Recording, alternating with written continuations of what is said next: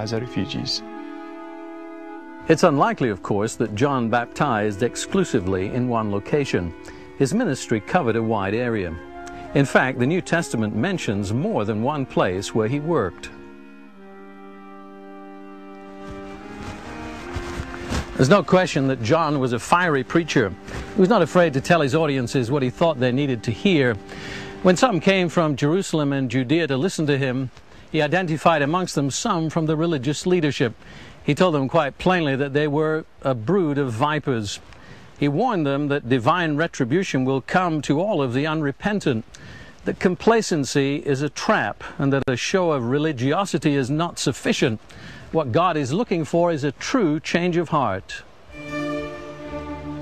In this respect, John's mission was not unlike that of the Old Testament prophets. His prescription for behavioral change was the same. When asked for advice on how to practice righteous living, John would reply with specifics such as, "The man with 2 tunics should share with him who has none, and the one who has food should do the same." The much hated tax collectors also sought his advice. To them he said, "Don't collect any more than you're required to." Then the soldiers would come and ask, "And what should we do?"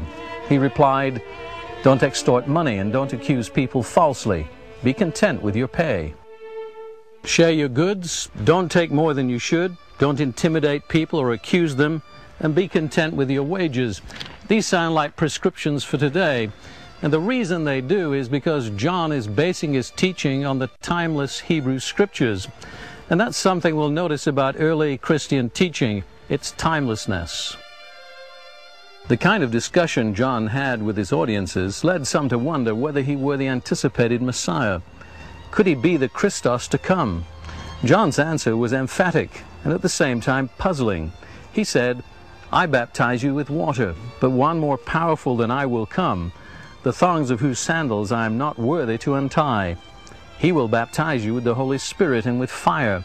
His winnowing fork is in his hand to clear his threshing floor and to gather the wheat into his barn, but he will burn up the chaff with unquenchable fire."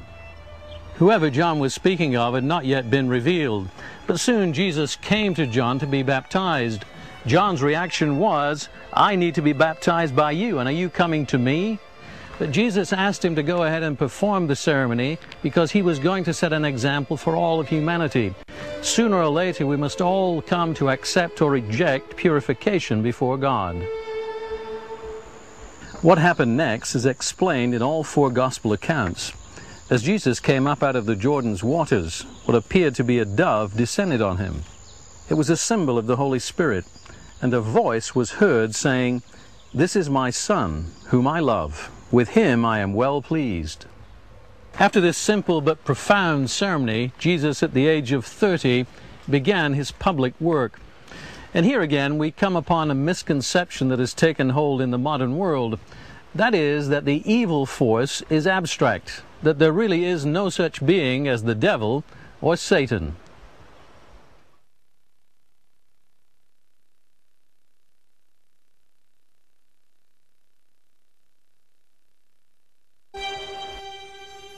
What happened immediately following Jesus' baptism calls that idea into question.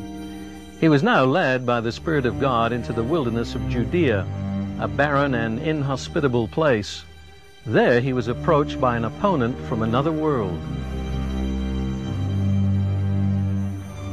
After fasting for 40 days, Jesus was met by Satan himself. Matthew records the devil's first line of attack. He said, "If you are the Son of God, command that these stones become bread." The craving for food was no doubt intense, and Jesus knew of his own miraculous powers. Was this an opportunity to use them for his own benefit? His reply to Satan was simple. "Man shall not live by bread alone, but by every word that proceeds from the mouth of God." The tempter then made 2 more appeals to Jesus' personal power. Why not throw yourself from the highest point on the temple's walls? Surely God will save you.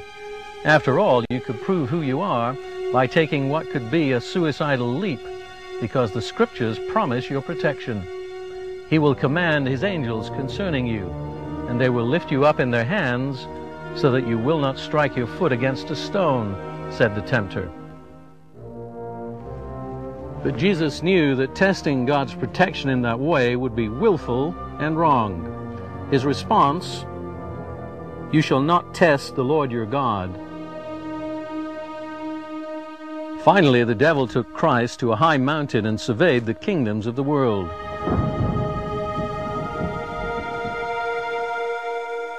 "All this I will give you," he said, "if you will bow down and worship me." His offer was seductive in the sense that Jesus knew his destiny to be the ultimate rulership of the world, but only on his Father's terms, not as Satan's slave. His reply was final. "Away from me, Satan, for it is written, 'Worship the Lord your God, and serve him only.'" The New Testament teaches that Satan is a real being with real power in this present world. He's not a figment of the religious imagination. He's to be resisted, as Jesus demonstrated.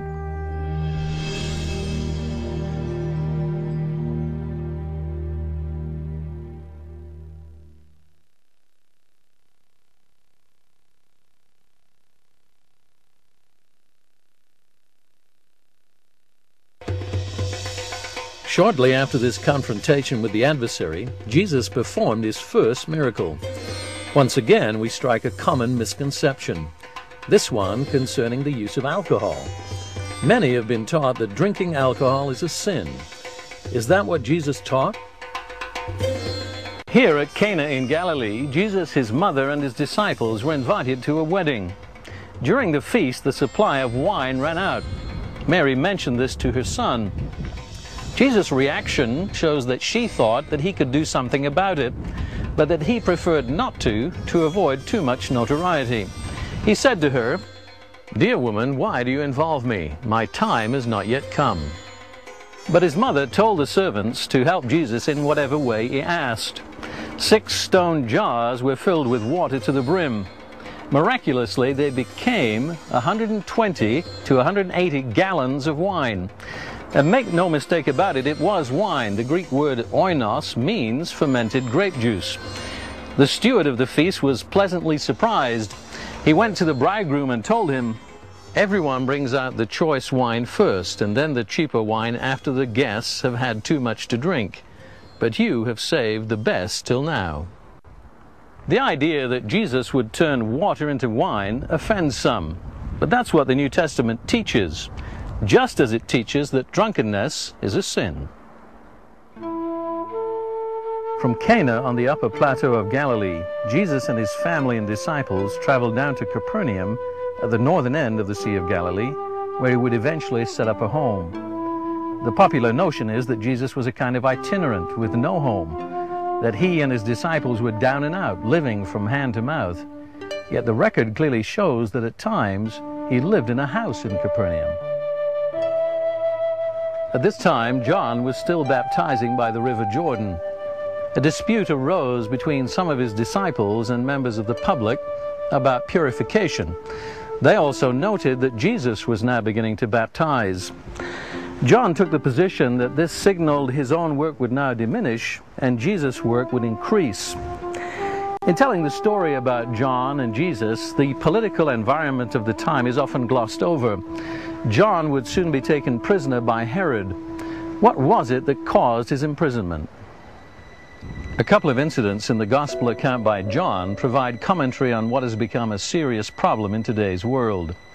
Here we find a contradiction between the actions of many who claim to practice Christianity and what